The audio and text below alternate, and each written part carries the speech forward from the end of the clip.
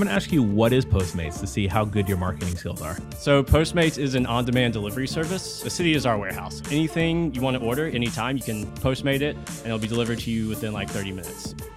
So we transitioned from a node server into a Go server. So we call this our third iteration. Just being able to separate your front end from your back end is pretty liberating. I mean, you just kind of get handed what you need and you get to build it out. So I think, although it's like painful at first, you kind of like rip off the Band-Aid and then you're good to go. It's funny you said you separate the front and the back end like you're literally doing the JAMstack. Hey, this is Brian, and you're listening to JAMstack Radio, a bi-weekly series where we discuss the JAMstack, a new way of building websites and apps that are fast, secure, and simple to work with. JAMstack Radio is brought to you by Heavybit, a program dedicated to helping startups take their developer products to market. For more information, visit heavybit.com. If you're interested in being a guest on the show, or if you'd like to suggest a topic, find us on Twitter at JAMstack Radio. So welcome to another installment of JAMstack Radio. In the house, we've got Trey Huffine from Postmates. Trey, say hi. Hi, everybody. I'm Trey Huffine, a software engineer at Postmates, doing a lot of front-end, React kind of stuff, but then also getting into some server-side things like Go and, building out some exciting things there. Cool. And, you're flying solo. I know we wanted to have another team member here, but I'm going to ask you what is Postmates to see how good your marketing skills are. Yeah, so Postmates is an on-demand delivery service. So what we like to think of ourselves as is where the warehouse is, or the city is our warehouse. So anything you want to order anytime, you can Postmate it, and it'll be delivered to you within like 30 minutes. So yeah, cool. So my introduction to like SF was also Postmates. So I worked at a company that we used, our office manager used Postmates like really heavily, and so your logo is like. Sorry, we're going to talk a little bit more about Postmates. Your logo is a bike messenger too. So did like Postmates start as just bike deliveries? So I think our founder started out kind of delivering however you could. So bikes, walking, whatever. Really like kind of like bootstrapping the startup mentality. So the idea is like with the Postmate, you can Postmate anything. So it's kind of wherever you want, whenever you want to get it, it's there. Yeah. Then that's why our office manager, because if anybody's familiar with SF, it's like, it's almost impossible to get across Market Street in a car if you ever want to go anywhere. So like if I ever had to go, like I actually just lifted, I was going to try to lift from here because I'm actually at a conference at down near the ball area, near Powell Street. So much inside baseball right now about SF. So like if I wanted to cross, it's like better for me just to walk and like take the 20 minutes to walk anywhere in SF as opposed to like take a lift, or I guess riding a bike is probably much better. Biking is good. Yeah. So I just started doing a little biking as well. They have these like new Ford Go bikes around, which are pretty sweet. Taking those like way faster than a Lyft or an Uber. So yeah, it's pretty nice to be able to just like get out and go instead of like sitting there staring at your phone. Cool. Awesome. So hopefully you guys will, if you Postmates in the area, check it out. But so I want to talk more about what you guys are doing at Postmates technology wise. So I first met you at a React meetup here in SF at Postmates, and you had gave the spill about how you guys started using Postmates. I'm not sure exactly. I've seen a couple of your talks, so I'm not sure which one of the talks was, but it's basically like you guys choosing to move forward with React and do certain things. It might have been like a performance talk or something like that. Right, yeah. So I guess, I can give you kind of like a history of our tech stack. So Postmates used to be a Python monolith, so we had the Django templates, very like structured and rigid and just not fun to work in as a front-end engineer. So probably a year and a half ago, the front end was rewritten to a node server where we were doing server-side rendering. We were doing state management using like a model system, kind of similar to Angular. Were you around for that transition? I wasn't. So I joined about a year ago. So it was still not in production, but it like all the ideas had kind of been formulated. Gotcha. Yeah. Yeah, that's interesting because like I had Zach Argyle from Pinterest a while ago come in, and they were doing the same thing. They just had their own like templating thing called Denzel, and they switched to React. So instead of getting rid of the Python, they ended up not going Node, but going React on the front end, which is interesting. But you guys just went full hog, straight Node server. Oh yeah, we're like microservice, like cut it off completely and just like move entirely. So that's been like a ton of fun, learned a lot, but then also like some great experiences to learn from mistakes we made as well. Okay, so no Python code in the future? So our API is still in Python, but if you're a front-end engineer, no need to touch Python. Okay, very cool. Just take that JSON, I assume? Exactly, yeah. Make your API call, get your JSON, then like render out your views. Cool, and I heard you guys are also doing a little bit of Go as well? Right. So we transitioned from a Node server into a Go server. So we're rewriting our application right now. You guys just don't want to stay put, huh? Right. Yeah, exactly. So we call this our third iteration, but apparently there are a few more that kind of came and went along the way as well. But yeah, we're pretty confident in this one. So far, everything looks great, performant, visually is fun. So yeah, it's pretty great. That's crazy because so Netlify, the company I work for, we have a Rails server, which is like Mongo and a bit of Go as well. And when I first came on, like there was talks about maybe getting rid of the Rails side of it, but I think it does enough of what we needed to do. But I think everybody's really itching to try Go out and like rebuild a server. But I don't know anytime soon if that's going to happen. But you guys are very bold and brave. We definitely kind of took it on, and it's been a lot of fun to work with. And just being able to separate your front end from your back end is pretty liberating to do, because then you no longer have to like worry about like where the data is coming from, how it's doing. You just kind of get handed what you need and you get to build it out. So I think, although it's like painful at first, you kind of like rip off the Band-Aid and then you're good to go. Yeah, that's pretty crazy. And it's funny you said you separate the front and the back end, like you're literally doing the JAMstack, which is like what this podcast is all about and why we're actually doing this and talking about it. Because like there's a lot of like vulnerability in having everything like all in like one little server, one repo, having like isomorphic JavaScript, whatever you want to call it, or a Python server, and rendering your templates and all that. Because then when you want to do the transition, it makes it a little harder to like, if you want to change your server on the back end, you are really tied into whatever your solution is. So it sounds like if you guys are separating stuff pretty well, then you can take these chances. Yeah, exactly. Because now that it's separated, we're rewriting our front end entirely, but then we still have our Python Django API on the back end that's still doing the same thing. So we can iterate, we can move quickly, and we can kind of figure out what works best.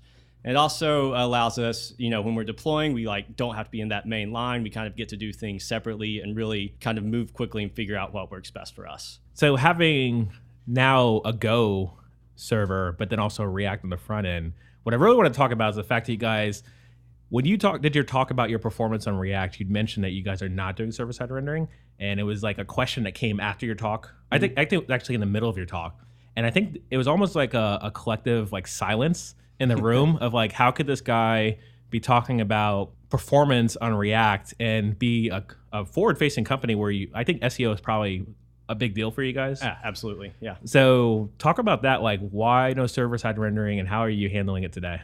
Right. So our node stack, when we first separated, it was being server-side rendered. And I guess the biggest issue is that it just involved a lot of complexity to maintain. You had to like diligently check every package. Yeah. And then to render the code on the server and then match on the client became pretty tedious, because there's a checksum in React that has to match, well, up until React 16 at least. And if that checksum doesn't match, it wipes your entire DOM and rebuilds it. So yeah, a lot of just extra things to worry about that we found were more of impediments than benefits for server-side rendering. So I did, my intro to React was a server-side rendered app for a previous company, and same problems. Like there was a lot of domain-specific knowledge. So if someone wanted to come and do a React code, that was easy to pick up. Mm-hmm. Like the Redux thing also took like a little bit of time if you're using Redux. But then when you get to the server-side stuff, actually getting the data back and the rendering DOM to string, that was always the part where a lot of people just kind of was like, I don't know. I'm not even sure if this is a good idea. Mm-hmm. And this was like my intro was like 2.5, 3 years ago. So it was harder to sell people then because you don't have all these blog posts and that you're just finding on a regular basis that Trey is writing on Medium. So did you guys also have a problem like onboarding new people onto the project as well? Yeah, I mean, that was definitely an issue, trying to just understand like what's going on. Like you said, with React on the client side, it's easy. You load your JavaScript, you build out your UIs, and it's like pretty small API to understand there and get things going. But then when you have the server-side rendering aspect, you have to worry about, do you have all your data? How are you going to get this data on the back end, parse it out into your UI, then build it out? So it's quite a bit of complexity. But even simple things become difficult. Like we have a React button that will let you do OAuth for Facebook. And in one commit, they introduced the window object to this package. So it blew up our entire server-side rendering. It took us like a day to figure out like what's going on, why is this happening? So it's even like small changes from the outside that seem innocent can like come in and just totally wreak havoc on your code. Man, that is crazy. Like I don't think I ended up leaving the app that I worked on to come work for Netlify. So I kind of abandoned that to go work on the JAMstack. So I haven't had like any of those horror stories in my experience, but I know they're all out there. And I think, so I actually wrote a blog post recently on the Netlify blog about comparing the JAMstack to isomorphic rendering and the fact that like, or server-side rendering, really, isomorphic server-side rendering. I use a really long word because I wanted to really like paint it as an ugly way to approach it. But I compared like from apples to apples. I took Adi Osmani's like HNPWA, which is like taking Hacker News and making progressive web apps. And I used some of his clones that he created. And I took like one of the Next.js clones to do Hacker News. And I just benchmarked like my version versus theirs. And when you look at the metrics and performance, mine was pretty much on par with everybody else. So the question like that I had in my blog post was like, is this even worth it? And I think I wrote it around the time we first had met. So you like, when I heard that and I heard the collective silence in the room of everybody's like, no way, they can't be not doing server-side rendering. I was like, oh, I need to have Trey on the podcast to talk about this. So let's talk about, well, I want to talk about performance, but I actually want to talk about SEO. So like, are you guys not caring about SEO at this point?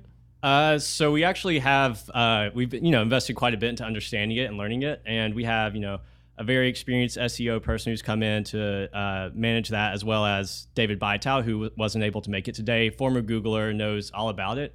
And the consensus was that it's not going to have any impact on SEO. Yeah. Google can run JavaScript. It's going to pull your pages and it's going to get all the content that it needs. So in terms of SEO, we have kind of an escape hatch where if we need to add server-side rendering in, if we notice an impact, then we will. But as of now, we've noticed no real issues yet with loading the JavaScript on the client side and building out the UI.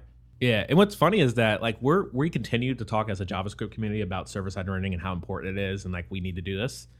But Google's like announcement was like, it was like 2014 when that came out, and they're like, hey, we can read JavaScript. I know this podcast could be listened to like years from now, so the year today is 2017. So like we're going 3 years since that original announcement of people continually to do server-side rendering and complain that Google can't like parse through this data, which is interesting. So the only gripe I've heard people say about this is that I think sometimes with the Google bots, they do fail every now and then. So if you have some weird JavaScript that's happening and it takes too long to parse, then it will fail. But I think going back to like the progressive web app Hacker News clones, like as long as you're worried about like time to first byte, then I think you're pretty much good. Mm-hmm. Like make sure you optimize for performance.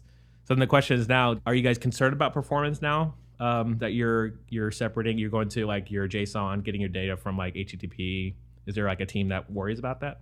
So I mean, definitely performance is always an issue. You want to have the fastest, the snappiest app that you can, but as long as you're kind of forward thinking with it and like make decisions with that in mind, you can really avoid a lot of those performance implications. So code splitting is a help. Using tools that have been shown to really improve your UI performance. Redux is great for us. That's one we've added to our stack. Using reselect with that. There's a lot of things you can do to make sure your app stays performant, and just preventing renders on the React, preventing DOM updates that are unnecessary. So, if you have people who are forward thinking and conscious about that, it's really no issue to like make sure that doesn't happen.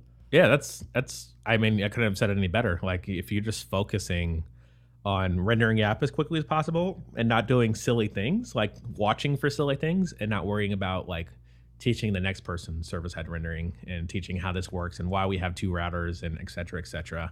So I think the pain collectively I'm seeing is that this is a solved problem. And another thing I found out in my blog post is that the only clone that compared against mine that was better was because they were doing collective things on the cache when they were fetching from their JSON API. So it was server-side rendered, but they actually were using a local cache. So like with like service workers and stuff like that. Sounds like cheating to me. Yeah, and I mentioned that in my blog post. It's not cheating, it's clever. Yeah, it is. And if you're not server-side rendering, it still doesn't matter because you're using a local cache to do that on the browser instead. So it's really it's a great practice, and I wouldn't have figured it out unless I looked into did this little blog post and this little kind of retrospective and looking at like, is this really worth it? And at the end of the day, it's like server-side rendering is not really that worth it. I think some people like, I know Zeit has like Next.js. So the problem's solved through and through. So if you need server-side rendering and you just can't convince anybody to do it and you're gonna start a new project, like just reach for Next. But then the other issue is like, you're still tied into that framework. So then you have the same problem where you started, where Postmates started, which it was a Python monolith. So then now instead of Python, now it's JavaScript monolith. Exactly, yeah. So then we're just restarting the entire new cycle when we could just solve like we can do clever things with caching, like what I just talked about, instead of like worrying about getting stuck. Yeah, totally. I would definitely agree with that. I would think caching is one of the big ones. So if you have like Redux or some like standard React thing, it's like just throw something in your local storage and a middleware. It's very easy to populate and pull that out. I would definitely suggest that. But with server-side rendering, I think it's one thing like people have been convinced that it's something they have to do. And like, honestly, I was one of those people. I was convinced for a long time until I had to do it and I found the troubles with it. And then now that we've switched back to using just client-side rendering, we haven't really noticed any performance decreases, but the developer experience is much higher. It's much better. So I would definitely suggest only go to server-side rendering if you have a very valid reason to do it, because if you are doing isomorphic React, it's going to slow down your development speed. You have more to worry about. You're not really going to be able to move as quickly as you would if you just stayed on the client with that. Cool. And then are you guys researching into anything like progressive web apps, like making Postmates a progressive web app? I know we're like days away from the end of the Chrome Summit, and that's where they talk about progressive web apps. So have you guys looked at that at all? So as we're rewriting this new one, it's not something that's going to be in our V1 release.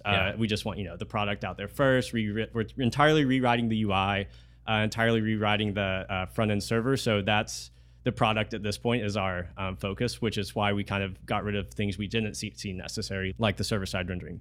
But definitely, as we fill out this first version, get it released, then looking into things like progressive web apps, making sure it loads like very quickly regardless of your connection, things like that is always going to be something we keep in mind. Very cool. Awesome. So I want to transition, before we go to picks, I actually want to transition to a bit of what I've actually, so I mentioned before we actually started recording, I keep seeing your Medium post show up in my feed. So do you want to talk about, you mentioned a little bit, so do you have React experience beforehand, and that's why you're just sharing knowledge to people? Yeah, so I guess it's kind of two reasons. React is something I've been very excited about for a few years now. My company before Postmates, we actually weren't using React, so all of that was kind of like on the side, still continuing to learn. And then when I transitioned to Postmates, I saw this opportunity to really like take it to the next level and figure out, learn as much as I could. And I guess the reason I'm writing articles is, one, to share the knowledge, but two, it helps me learn as well. So it's like, okay, if I'm going to put this out there publicly, then I better know what I'm talking about. Yeah. So go through it, learn as much as I can, and then help other people learn the same things. Yeah, and then you've also done some local speaking too as well. You got any conferences you got booked in the future? No conferences yet. That's, I guess, the next step after a podcast. Yeah, for sure. Yeah, your brand is real strong. Yeah, so yeah, definitely just trying to speak at some local meetups, get to know people. And I'd say that's one thing that I'm pretty passionate about in general, is just trying to help build a community around software engineering and developers, because we have things like, Hacker News, Reddit, like a lot of ways to share knowledge, but there's not as much individuality. And we're lucky here in the Bay Area that we have like meetups to go meet people, but just being able to find people to connect with and feel like you belong in this greater community, I think is something that we should really strive for. Yeah, very cool.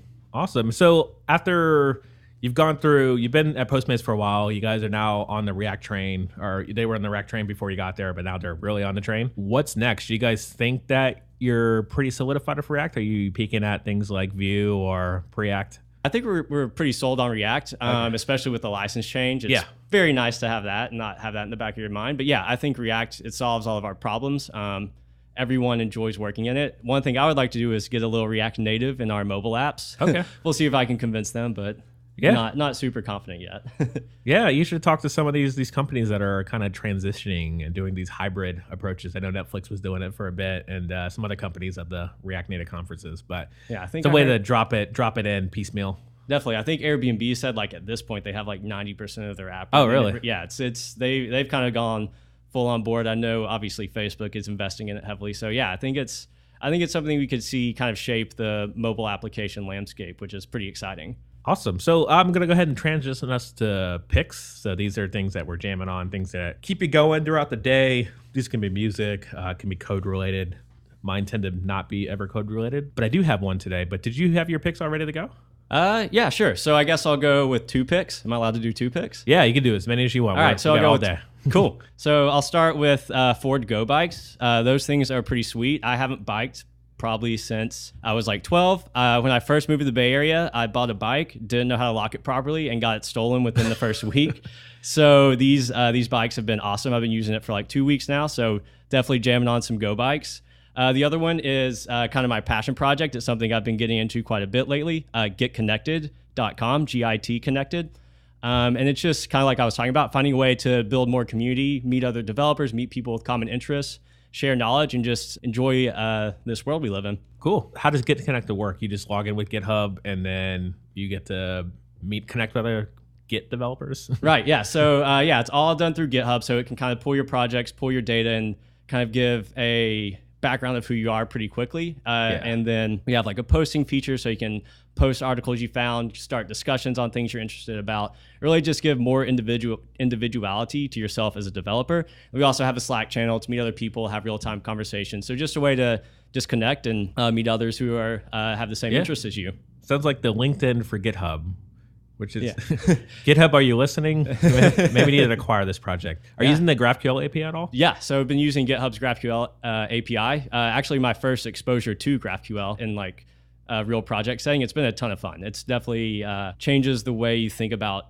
retrieving data from a server. So it's been pretty cool. I'll just transfer some pics. I've mentioned this project before, but it's open sourced. And that was my introduction to GitHub's GraphQL API. So maybe there might be some collaborations or connections. I can maybe embed that into my project. But my project is actually an open source project to manage open source projects, and it's named Open Sauce. Yeah, I did a talk. Actually, so I did a talk at GitHub Universe on this entire thing. It's whole 30 minutes of nonstop humor because it's all jokes. I guess I'm gonna have to get into it. So basically, Gucci Mane, he made the joke about you can't be lost in the sauce, and because of that, I made a project that was called Open Sauce because you can't get lost in the sauce because you're not born with sauce. You got to get the sauce. Anyway, look up the Gucci Mane YouTube video where he explains the sauce. It's hilarious. That's, I guess, pick 2. Look at that. I'm just rolling through these. Another pick I have is Apollo Launchpad. I might have mentioned it before, and I know we had the Apollo team here, but it's a great place it's like the code pen for GraphQL.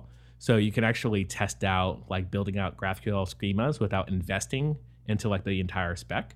So you don't need to touch the API. You can actually take a REST endpoint and add it to there. Or you can just pass in like just generic data right there within the variables there. So again, like CodePen for GraphQL is what Apollo Launchpad is. Pretty awesome. And my final pick is going to be, so I've watched The Walking Dead since like day 1, and I'm up to speed on the original proper Walking Dead show, but I was never watching the sister show, which is called Fear the Walking Dead. And I just caught up to like whatever the last episode that was just aired. And I kind of caught up within the last year, kind of this piecemealing every now and then. At first, I was kind of not really into the show. That's why it took me so long to actually finish, 2 seasons now? I think it's 3 seasons. But it actually got a lot better. And I think at this point, it might be better than the main show. So if you want to skip ahead, to skip the first season, maybe skip the first few episodes of the second season, and then it gets really good. So check it out. If you're into The Walking Dead, if not, forget I even said that. But Trey, thanks for coming into the studio and talking about Postmates and server-side rendering. Yeah, huge thanks for having me. It was a ton of fun. Awesome. And listeners, keep spreading the jam. That's all the time we have for today. If you're interested in being a guest on the show, or if you'd like to suggest a topic, find us on Twitter at JAMstack Radio. To learn more about Heavybit, visit heavybit.com. And while you're there, check out their library. It's packed with amazing talks on sales, marketing, product, and general management from founders of developer tools companies and other industry leaders.